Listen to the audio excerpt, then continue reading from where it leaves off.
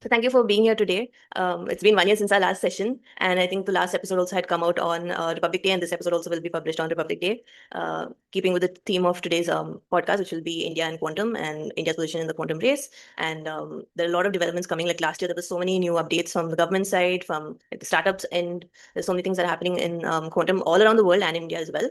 So today we'll be highlighting that, and we have our special guest today, Mr. L. Venkata Subramaniam, and he's been the IBM quantum lead at IBM and has recently retired. And so does a lot of outreach programs. So has been very busy and to take out the time to be here. So that's thank you, a big thank you for doing that today, sir. My first question. Let's move on to the first question. Which I just want you to like introduce yourself to the viewers. Like, how did you get into quantum computing? Because this is a more recent thing in your career, but you have like a 25-year long career with IBM. So like brief introduction, and then what made you to inspired you to write Quantum Nation, and what was the core message you wanted the readers to get out of your book? Yeah, thank you. Thank you so much, Kiran. It's a pleasure to be back. Okay. And it's been 1 year, but in that 1 year, I've seen you grow a lot. Okay.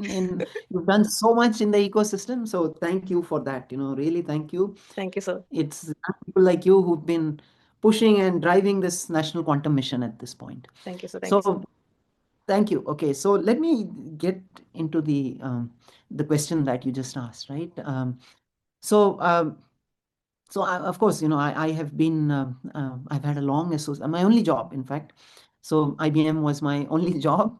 And right after my PhD, there was a new building, a new office coming up in IIT Delhi. And I thought, that looks interesting. And I went there thinking I'll be there for 3 years because I wanted to become a professor after that. IITs don't take you immediately after PhD. They expect you to work for 3 years. So I thought I'll work for 3 years and then I'll go become a professor in one of the IITs. Okay, that was my goal with which I went into IBM. But IBM was a very exciting journey and it never stopped. So 3 years became 5 years, 10 years, and then 27 years.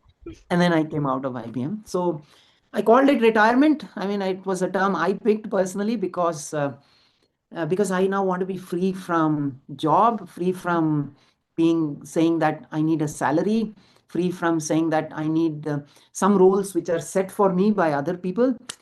Now I'm free. Okay, I don't want salary. I don't want role which is defined by somebody for me. I feel this is a time for all of us as a nation to move forward. And I think quantum is one area which can help define our future leadership in technology. Okay. And that's the primary reason which I wrote Quantum Nation, for which I retired and restarted a reincarnation as a person who is now going to work with startups, work with government, work with the ecosystem to make sure that India becomes a technology driven country. Okay. So far, if you look at India, Indians have driven a lot of technology. You look at anything, you pick this mobile phone, you pick a laptop. Indians have contributed so much, whether it's to the software, to the hardware.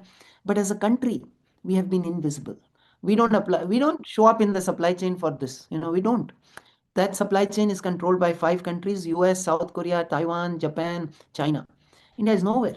But Indians are the ones who have contributed to building all these products, whether it's software, hardware, any of that. So now it's time for us to be no longer invisible, no more invisibility. We have to be visible, we have to be driving, we have to be leading. And that's why, I've come out of and said that, okay, I don't need a job, I don't need a salary.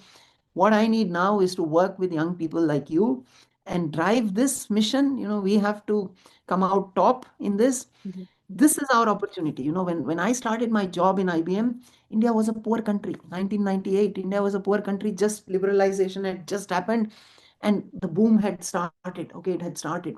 But now we are no longer the poor country. We are we are middle income now, almost middle income, among the top 5 economies in the world. And which means that young people today have a big, big, big, big opportunity. Okay, that's what every youngster today has. And when I wrote Quantum Nation, it was really to bring out that opportunity, to say that here is something we can all grasp, we can all catch, and let's run with it. Let's go. Let's make it happen. So that's sort of the summary of things. Yes. Thank you. Thank you so much for telling us your journey. And we're all excited for your second phase of what you're going to be doing now with startups and nurturing new talent in the quantum space. So thank you for all that you're doing, sir. My next question would be last year, since it was the International Year of Quantum, there were a lot of updates, a lot of news all around the world. So which one was your favorite and like what got you excited the most for the future? So one of the things which I mean, there were several things which stood out. Okay, Yes. of course, a lot of news coming out of India stood out for me. One Yes. is Yes. the National Quantum Mission going full speed ahead. Full speed ahead. They funded startups, they Mhm. funded professors in IITs, they started these new courses for students. All of that, acceleration in 1 year, they changed the whole face of the country in terms of quantum. Okay, then the states, there is Andhra Pradesh doing the Quantum Valley. There is Karnataka, which is doing the Q City. Then every state, UP, Gujarat, Maharashtra, Tamil Nadu, across the country. And that was really exciting for me that, states are now competing on technology. Okay. Mhm. This is the first time I've seen in my lifetime, okay, where states are saying, I am the best, I want to be the best. There were tweets from Karnataka and Andhra Pradesh saying, I'm the first, I'm better, I'm bigger. And these are politicians doing all that. Amazing, that to me is a beautiful indicator that we are in a phase where every youngster now can use this technology to drive our economic development. That I mean, I have never seen politicians talk this language. Okay, Mhm. so that's number one. One of the biggest things for me was every state in India competing. Okay, Mhm. then in terms of technology, um, of course, IBM saying that quantum advantage is just around the corner, saying that it's going to happen in 2026. I think that's a new benchmark, a new sort of a milestone for everyone. Saying that, okay, quantum computers are now arriving. They're in a place where they can actually solve real problems in business, technology, science. Um, IBM and HSBC, one day about two Mhm. months ago, I think it was September, HSBC showed 34% improvement in algorithmic trading, one of their tasks. And that day, the stock of IBM goes up 4% or something. Okay. And all the startups, all the quantum startups in India, Cupa AI, Mhm. and in other countries also, this is boom time. This is the time when they can, if you have a good idea, people are willing to fund. The Mhm. National Quantum Mission gave out tons of money, up to 25 crores, Mhm. unheard of, 25 crores to each startup. That's that kind of money. We've never seen governments give out that sort of money in India. Okay. Yes, sir. So, which means that this is the time of opportunity. Okay, beautiful time for opportunity. And I was like Quantum Valley in Andhra Pradesh. We started this Wiser program. Mhm. 50,000 students registered in 1 week.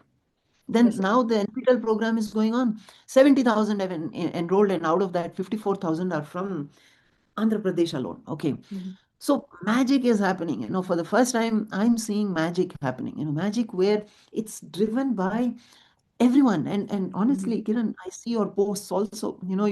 You cover so many things, and just look at your posts from 1 year back to now. The kind of things you are able to say now. And Yes, sir. that's because our ecosystem has grown so much in Yes, just sir. 1 year, and it's on an acceleration path. 2020. Okay, 26 now, 27. Hopefully, we'll have one more discussion. And by Yes, sir. then, we will be talking even bigger and bigger achievements. Definitely, definitely a huge difference I've seen in this last 1 year in the awareness of the Indian youth itself of quantum computing.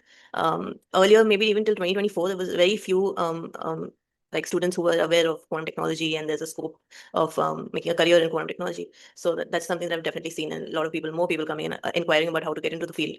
So definitely a big difference this last year, sure. Um, and so my next question would be, what are India's strongest advantages in quantum technology today, like from talent to policy to support to the ecosystem collaboration? Like, which one do you see is like the strongest advantage right now? Obviously, the strongest advantage is the talent, okay, the talent pool. So, I mean, look at you, okay. I keep coming back to your example because Thank you're you, a sir. student yourself. You're a student yourself, okay, and you are now registering a startup, okay, Yes, sir. and I see many students like you in their college, in their graduation, some in post graduation. Many of them are now starting startups with great ideas. Okay, Mhm. there are now the National Quantum Mission has a rolling call now. You can Mhm. submit anytime your proposal for funding, and they consider it, and they give you good fee. If you give you money, if they give you money, great. But Mhm. if they don't give you money, they give you good feedback with which you can Yes. go out, do more things, and then go back. Yes. Okay, Yes. so I think that is the major thing now in India, which is the talent pool. No other country can bring 50,000 students within a week. Okay. Mhm. You Mhm. say, here is a quantum course, please come and take it. Ah, there, 50,000 show up. And you know about Kiskit Fall Fest, right? Yes, Kiskit sir. Fall Fest, I don't know how many colleges across the world, maybe 50, maybe 100. Okay. Out of that, I want to give you the example of RGUKT Srikakulam. Mhm. First time they were organizing it. Worldwide, in IBM, across all the whatever 100 colleges worldwide, there were 32,000 participants. Now, Wow. guess how many were from RGUKT Srikakulam? 18,000. Wow. 18,000 out of that one college which said, I'm going to do it better, bigger, faster than anybody else. So, Mhm.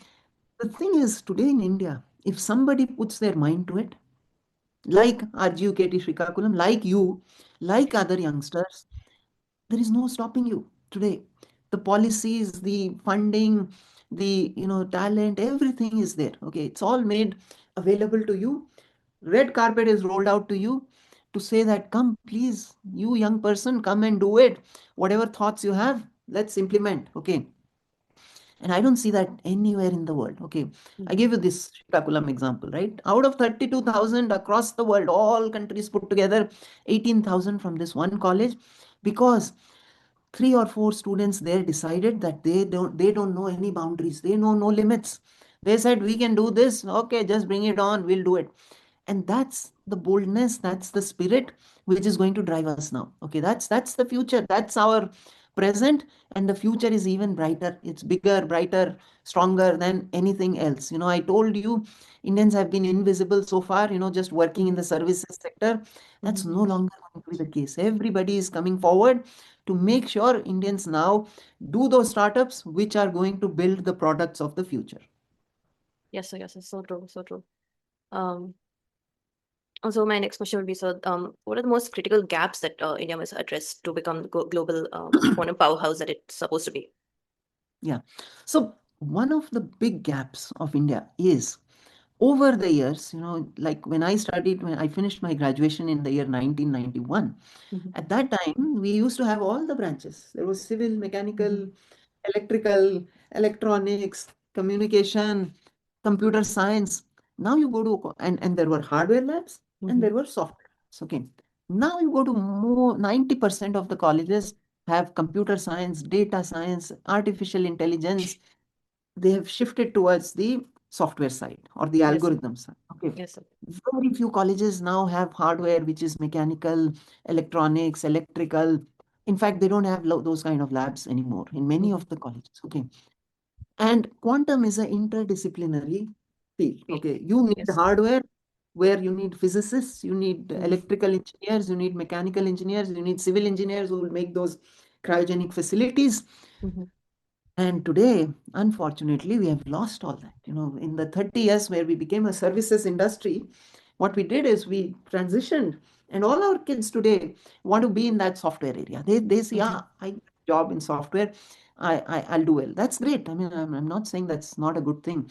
But what has happened is it has eroded our competencies in the hardware area. Okay. Mhm. Yes, sir. Now, of course, the government is trying its best to bring it back. So, for example, the National Quantum Mission is trying to fund about 100 labs across the country in quantum hardware. For example, these will have optical experiments, Mhm. RF experiments, electrical experiments, all of those, so that the labs are able to get back to that thing where they can sort of build these hardware components also. Okay. Yes, sir. If you look at it today, the hardware aspects, a lot of the good labs are just sitting inside the IITs. Not even the new IITs have these Mhm. kind of facilities often. Yes, sir. Um, and very few of the old institutions have this. Okay. So when we are now saying that we need to build quantum hardware, we find that there are two institutes which are doing something in cryogenics, two institutes which are doing something in superconducting qubits. Okay. Mhm. and that pool is very small. Okay, Yes, so sir. yes, it's very easy for us to all go and take NPTEL courses or online courses on algorithms. Great, we can all do that. It's simple because you can take the course and build something on your laptop sitting at home. Mhm. But when you have to do something in hardware, it becomes much harder. Where do you go and find that lab? You can't see do it sitting at home. So we have to think about creative ways in which we can bring back that hardware culture, where we Mhm. are able to train young people. Those who want to do software, great, let them do. But there are many students who say that I want to do hardware now, but where is that lab? Where do I go and do this? Okay, so that is one very, very big gap we are seeing. Yes, sir. And we are, of course, trying to fill that gap very, very quickly. Also, as I said, government is trying to set up these hardware labs. Um, there are startups which are emerging, which are saying that, okay, we will build these hardware components. But again, they struggle when it comes to hiring people to build those kind of things. So this is something which we have to fix. And I think we are on a good path to try and fix this. Yes, sir. Yes, sir. Definitely. Hardware is something that is very crucial. If we don't have our own quantum computer, the hardware itself, then there's no point in having the algorithms. So definitely that's a point that we have to work on for sure. And I think there's enough resources on the internet to learn like the theoretical side of electrical engineering, enough courses, YouTube, MIT Open courseware, there's enough resources online. And now that you're saying that the initiative for so many 10,000 labs across India, so definitely hands-on experience also will be given. So I'm optimistic for the future for sure. Definitely, sir. And another question, sir. In your view, where does India currently stand in the global quantum race? As right now, US, China, Europe are the big players. So where do you see India right now, and where do you envision India in the near future? Yeah. So India today, if you look at many of the metrics, okay, what are the metrics? The metrics are research papers published, number Mm-hmm. of startups, number of young people trained in that field, number of industries working in that area. So on a lot of these metrics, we are in the top 10, okay, top Mm-hmm. 5, top 10, top 15. So if you look at the number of research papers in quantum technologies, we are among the best. If you look at the number of quantum startups, we are among the best, okay. Um, and what else? But one metric in which we are lagging, I would say, is industry adoption. Okay, Mm-hmm. many of the other countries have their banks, for example, their pharma companies, their logistics companies, all trying to look for use cases in Mm-hmm. quantum. Okay, maybe they're not productionizing anything, but they're saying that I want to get used to this. I'll put 3 4 people in this, and I'm going to look at, if I'm a bank, then so for example, the Mm-hmm. HSBC said, I'm going to try and see what kind of use cases quantum can solve, right? And they Yes, hit sir. on this algorithmic trading, and beautiful, right? Now in India, if I look at the industries, whether it is in mining, whether it is in petroleum, whether it's in finance, I don't see that level of adoption. I see startups Mm-hmm. doing a lot of work. I see government doing a lot of work. I see a lot of training programs happening, but industry hasn't come in. Okay. Mm-hmm. And honestly, that's one leading indicator of how the economy is going to get centered around a new technology. Okay. If you look at AI, I think we lagged a bit in terms of the early days. But now many companies are trying to enter, and often what happens is when you enter late, you end up spending much more. Okay, if for example today you were to hire 2 interns and just let's say you're a bank and you want Mm-hmm. to look at some banking use cases and implement them using quantum, right? So today it's much easier for you to hire 2 3 interns and just implement 2 or 3 use cases, Mm-hmm. and that way within 6 months you have some know-how built into your bank. Okay, Mm-hmm. and leadership then, based on that experience, can come out with a roadmap for themselves. Okay, saying Yes, that sir. 6 months from now I will do this, 1 year from now I will do this. But if you don't do anything, okay, and Mm-hmm. tomorrow quantum advantage happens, then suddenly, just like in the AI era, people will be scrambling to implement quantum solutions and stuff. And at that point, you have to do it very fast. You have to do it in a unplanned manner often, and a lot of the good attempts actually fail. So you might have seen that over 50% of AI projects today are failing. Why are Mm-hmm. they failing? Mm-hmm. They are failing because the AI experts and the domain experts still haven't gotten to a common ground where they can understand each other and implement something. So the Mm-hmm. AI guy is implementing something. The domain expert is saying, I want this. and together they are not doing anything. Each guy Mhm. is doing something on their own, and projects are failing.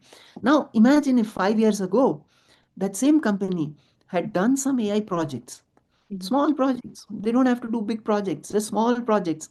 They would have built up a roadmap, they would have built up an inherent understanding of what is AI. And the failure rate now, when the technology has suddenly taken off, will be much lower because you now have a inherent understanding of that what works and what doesn't work. Okay, Yes, sir. and that's very much needed in quantum right now. You might have heard the um, Google CEO say that Mhm. quantum is where AI was 5 years ago. Okay. So Yes, sir. if you don't want to repeat the mistakes you did in the AI era, you Mhm. have to do things differently now, right? And Yes, that sir. means taking up some adoption, small adoption. Interns don't cost much money. Okay. Mhm. And interns are very happy people. They come and work very hard. I mean, I've seen interns put 16 hours, 18 hours a day. Okay. Because they have nothing else to do during summer. They're just happy to learn things and do things. So my thing to industry in India is that they are the ones lagging right now. I Mhm. don't see startups lagging. I don't see government lagging. I don't see um, um, researchers lagging. The ones lagging are the industry. Please Mhm. just go to the academicians, find chota projects. Don't have to spend much money. Money is not the one that should be limiting you right now because the money is not much. Just work with a startup, work with some students, and you'll solve it. And if that happens, I think we become unstoppable because everything else seems to be falling in place. Yes, yes, totally agree. And I was in talks with the QNO Labs last year, and I got to know that they were trying to spread awareness on quantum computing, and so they were going to the industries, specifically banking industries, and spreading awareness on PQC. So that is definitely a good thing that Indian startups are doing that and trying to collaborate with other industries. And I think this is a critical gap that now youth can definitely target. This is a good idea for our Indian students to target and see how they can bridge that gap for sure. Thank you, sir. How do you think geopolitics will shape the future of quantum technologies and national security priorities in the coming years? Okay, so that's a very important question because already many of the quantum technologies are export controlled. Okay, so many countries have put restrictions on what their companies can sell across the world. Okay, that has already happened. Okay, um, and of course, for India, if we import anything, we have to get these export clearances. And similarly, I guess India will also eventually place some restrictions or whatever, right? Yes, sir. So I think the realization has already dawned on countries, and today there are, I don't know how many, 30 plus countries with national quantum missions of their own, right? And the primary reason that is the case is that many countries believe that if you take the lead in quantum technologies, you're going to have economic dominance for several decades to come, right? So that's Mhm. the whole point. And like any other technology, this one is also dual use. There are Mhm. already people working on quantum radars, quantum sensors, which can detect underground, in Mhm. the air, and all of that. And of course, quantum cybersecurity is also completely going to change because quantum can hack into current encryption methods like Yes, sir. RSA, right? Yes, sir. So which means that a lot of very strategic things are completely going through a big change now. Cybersecurity is changing, and so is defense. A lot of the defense hardware is changing, which is becoming quantum safe, and also quantum sensors are coming in. So across the board, multiple changes are happening, and actually this also means that companies now can Mhm. build these technologies which can shape defense industry, which can shape finance, which can shape the cyber security industry across the board. Okay, Mhm. and governments have realized this, right? So Yes, sir. even though, for example, many of the governments don't fully, in fact, nobody fully understands quantum technology, how it's going to shape up, what kind of products are going to be there, what are the use cases. But governments have started thinking, how Mhm. do they standardize? How do they control this technology? Because AI itself is causing so much headache to Mhm. everyone because of dual use. Yes, Quantum might have even bigger repercussions, right? yes, sir. So I think it's important to get into these kind of bodies where you're doing standardization, where you are coming up with policies sector wise, for finance sector what you need, for defense sector what you need, Mhm. for pharma sector what you need, because each sector has its own different needs, and the kind of controls or the kind of policies or the kind of laws that you might need might be different across these sectors. Yes, so definitely.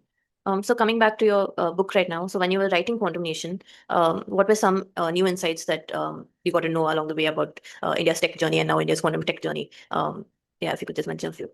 Yeah. So one of the things I did, when I was writing that book, was I went and met a lot of people, tried to understand what are they working on, what are the startups doing, and I must say that since that book, a lot of good progress has been made.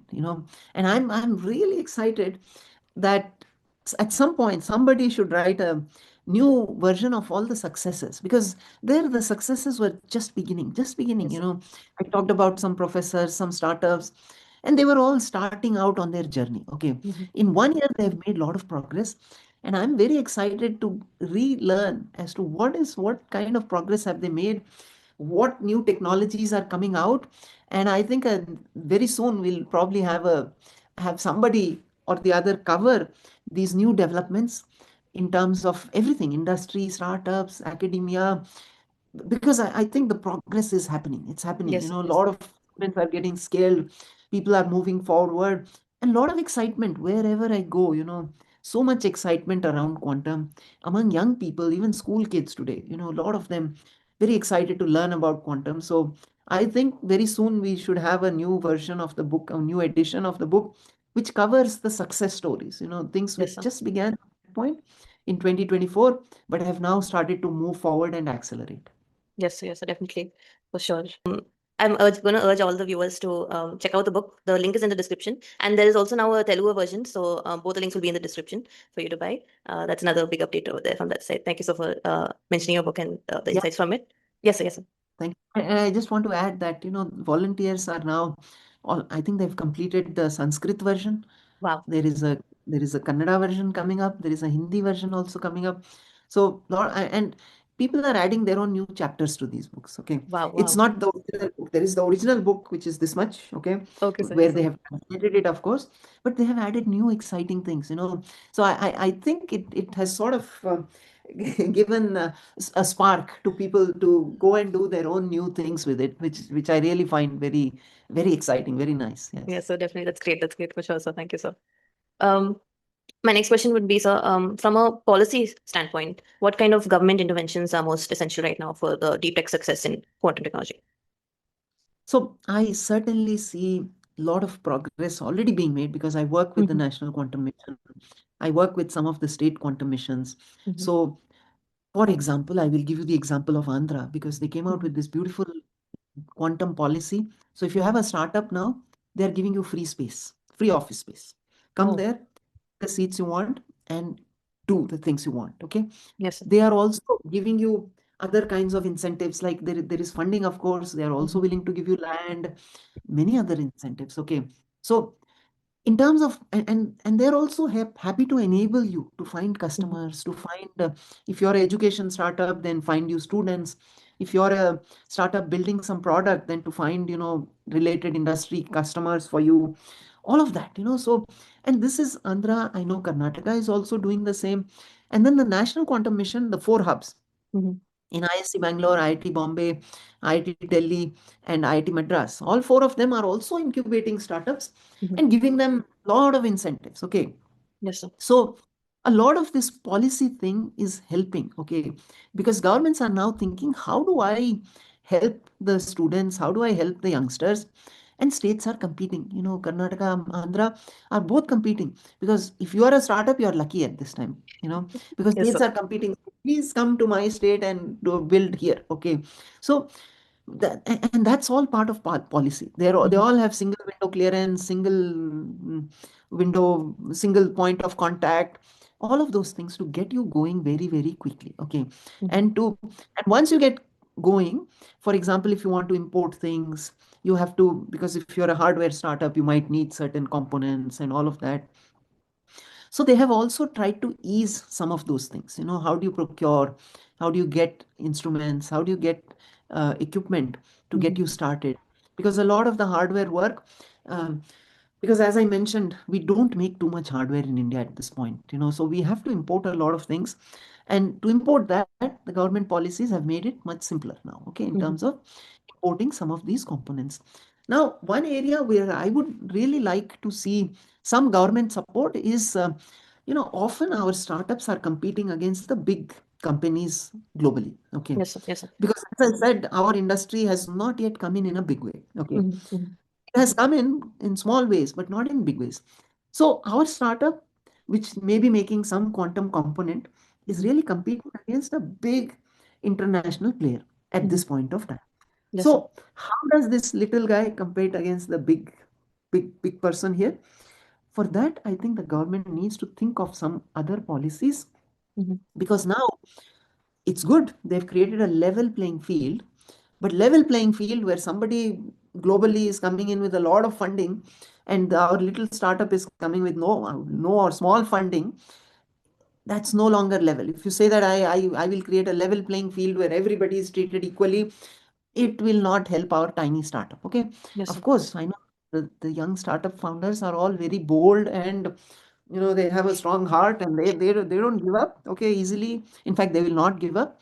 But I think it's for the government also to think through some of these things and support our Indian startups in a big way. I know they are already supporting, their funding, their, as I said, they're giving you free seats, all of those things are happening, but there is more support needed, and I think it'll happen, but I'm Mhm. just pointing it. Yes, sir. Sure, sir. Definitely. And so what are the bottlenecks holding back quantum technology all around the world, not just like within India, but just with the technology itself, advancement of technology? What bottlenecks do you see? Yeah, so if you see, today, I know we've come a long way since the first IBM put on the cloud Mhm. 2016, 5 qubits. Now it's 100 and I think 360 qubits or whatever, right? The Mhm. system two. Um, so it's come a long way, but for the real applications, we have to reach into lakhs of qubits, okay? Yes, sir. And that has to happen in the next few years, next 5 years, 6 years, 7 years. By the turn of this decade, Yes, it sir. needs to happen. Okay. There are some good ideas. People have come out with new error correction. IBM is saying that they will come out with a logical error corrected qubit by the year 2029. I Mhm. know that under the National Quantum Mission, people like Professor Prabhamaniam are also working on error correction, some very good ideas there, Mhm. which these people are bringing about. But how do we scale to that lakhs or millions of qubits? I think it's still a little bit in the open. Okay, it's still an Mhm. open question. Though I know in IBM roadmap they have that by 2033 or something they will reach 1 lakh qubits. I Mhm. know others are also talking about large qubits, but I think in terms of science and engineering, that breakthrough hasn't happened that how you will do it. Mhm. I think there are some good ideas floating around, but it needs to be done. Okay, until it's done in a manner where it is scalable, it is cost effective, it is um, it is done in a mass scale. Mhm. Until then, you cannot say that it is done, Mhm. but also is a great opportunity for our startups here in India, where Yes, sir. we can now go and build these components, whether it is amplifiers, whether it is flex wiring, whether it is cryogenics, all of these, because all of these will need to become scaled out, will need to the costs to come down for Mhm. the production to rise. And that presents a beautiful opportunity for every young person in India today to come out with their own startups. Because, as I said, yes, we have some thoughts, but the exact path is not very clear. Okay. And that clarity will emerge, and it better be our kids who do it. Yes, sir. Yes, sir. Yes, sir, for sure. Definitely a few challenges, but good space for and scope for opportunity for sure. Sure. Um, and so in which application areas do you see the earliest real world impact for like in quantum, like for cybersecurity, finance, machine learning, logistics? Which one? Certainly, cybersecurity is one area where we will see a lot of quantum related things like Mhm. PQC, Mhm. QKD, a little bit, especially in defense and other areas. So, quantum communications, encryption, cybersecurity, there will be changes there. I mean, a lot of activity will happen there. Mhm. The other is in terms of applications of quantum computers. Like I mentioned the HSBC, the algorithmic trading example where they showed 34% improvement, right? Yes. So finance definitely looks like one area which is very much at the forefront of trying to adopt quantum computing today. Finance is one. Healthcare, life sciences seems to be another one, especially because the pharma industry, the timelines are very long to Mhm. find new drugs, 5 years, 10 years, all that sort of thing.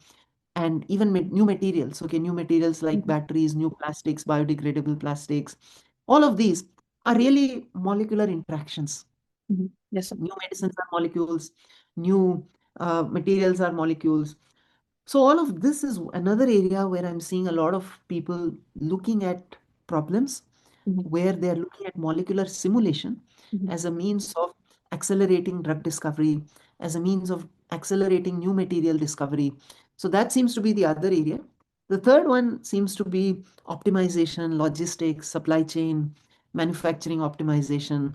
For example, we recently had this Indigo Mhm. Yes, sir. thing, right? Yes, Where sir. all the flights were cancelled just because I think 10%, very small percentage of shortage of Pilots. pilots caused complete disruption. Yes, Okay, sir. complete thing went haywire. Okay, so those are problems which are ideal for quantum computers, where you're looking at large scale optimization problems, where you're changing some of the parameters like pilot availability, aircraft availability, things like that, right? Mhm. Mhm. And of course, the unmissable one, AI. Okay, so AI is the other one where quantum AI is likely to make some impact, right, in the near future. So these three, four areas I feel are have already begun to see a lot of and I think with some new results like the HSBC and many others coming out, I think this is only going to pick up, and it's going to hopefully bring a lot of Indian industry also getting excited and coming into trying to solve using quantum. Yes, sir. Yes, sir. Definitely. And so another important question is how can we retain quantum talent or Indian quantum talent and prevent long-term brain drain um, right now? Yeah. And that's a very important question because historically, we have had a lot of good talent Mhm. in all areas. You look at father of Pentium, Vinod Dham, father of fiber optics, Kapani, all Indians, okay, all Indians who, so we have been producing talent for the past 50 years. Many of them have now gone on to become CEOs of some of the most prominent tech companies in the world, okay. Yes, sir. Yes, sir. Yes, we consider that to be brain drain, obviously, because that was talent we should have utilized properly in India. Yes, sir. But yes, when that happened, we were a poor country. We did not have much to offer these youngsters. But today, the scenario has changed. Okay, we are a changed country. We have sufficient money to fund startups. Mhm. So, what I would say is that, we cannot forcibly stop anybody. We cannot Mhm. do that. If Mhm. kids acquire a lot, they become very talented, then yes, that's great. But we should also provide them that opportunity to utilize that talent. Because Yes, sir. if we don't provide that opportunity in our country, they will go wherever that talent can be utilized. Okay. Mhm. So the onus now lies on us. I mean, for us, I mean, not you young people, but some of us who have, lived here for a while and now are in a position to give opportunity to youngsters like you. I think the onus now lies on our government, on our private sector, on our higher level management to provide those opportunities for that talent pool which we are creating, Yes, sir. because India is the biggest, youngest country in the world today. Okay. Yes, All sir. young people under 30. Okay. That's what we are, a young nation today. Now, that young nation, we are preparing them, we are giving them opportunities to learn, to build talent, all of that.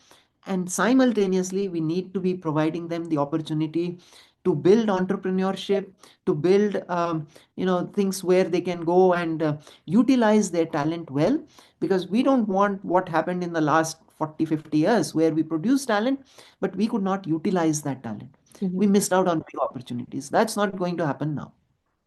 Yes, sir. Yes, sir. Definitely. And my last question, so if you were advising a young founder starting a quantum startup in India today, or any deep tech startup for that matter, what would your top three or your top one advice be? Yeah, so the number one advice has to be, as a founder, you have to understand the market. Okay, Mhm, many people, I'll start with my book, because mhm, I after I wrote the book, I came in contact with many authors, many authors. Okay, and what I found very surprising was that many authors thought that their job is done once they've written the book, mhm. and that never works. The Yes, sir. book by itself will never find readers. Yes. Your job only begins after you have written the book, because now you have to find readers who want to read it, because otherwise how do they even come to know? There are thousands of books out there. How does anybody even come to know that there is a book that you wrote and that book needs to be read? And maybe it's a good book, bad book, whatever book, but how does anybody even know that that book exists? Okay, it there is no way people will come to know unless you yourself go and talk about your book and tell people about it. Okay, so in the same way, startups, you cannot say that I will build technology and my job is done. Mhm, mhm, That's just the beginning. Okay, that's the beginning of your journey. Once you start building, you have to find, you start with even even mhm, 5 users who will say that, okay, what you built is good, I will use it. Okay, so a lot of people I see, they build things without talking to users. mhm, They think they are building great things. I know you are building great things, but that great thing has to be used by somebody else. You will not be the user of that thing that you build. Okay. mhm, So it is very, very, very, very important that you must find users for your idea first. Okay, yes, you need to build something and then show it to somebody. That's a good way. You should not be showing slides.